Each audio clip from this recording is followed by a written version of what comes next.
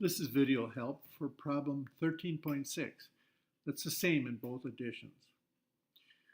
The calculations, where we're doing the Fourier transforms of rect functions, boxcars, is familiar to us by now. In part A, we imagine, spins really with a boxcar going over the total field of view. And of course, then we know we get a sink for this. And you can figure out what the argument is in the sink by looking at your table or remembering your calculations. And you'll see when you look at it that this is 0 at all non-zero multiples of delta k. That is delta k defined by 1 over L. Sometimes we'll call that the Nyquist criterion. We would like to have L greater than A, and so maybe by the Nyquist criterion we'll say delta k less than 1 over A. Now, the other thing to just note here is remember that right at 0, even though the sign in the sink vanishes, the denominator vanishes too, and of course what we really get is the peak. This is really, to start with, what we'd like to make sure we get that full peak.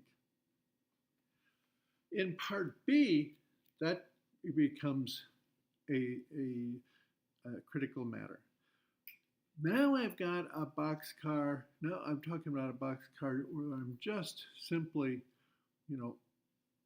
got all my spins just localized to a single pixel. Here, I'm going to find that the sink that comes out of this, of course it's going to be spread out. And it has non-zero values of k only at multiples of 1 over delta x. Much bigger than up here. Of course, now you can relate delta x to L and n.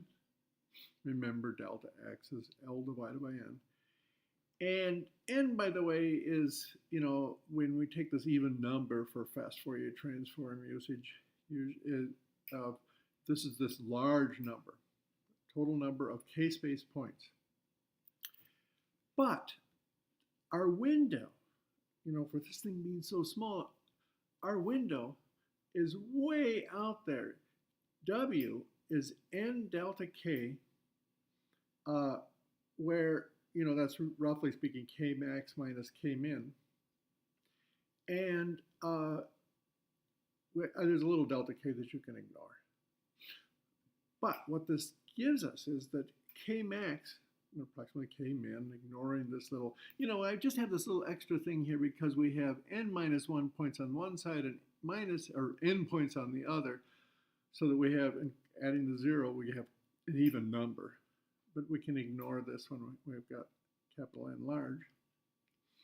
Well, I've got k max, approximately k min, is, W over 2.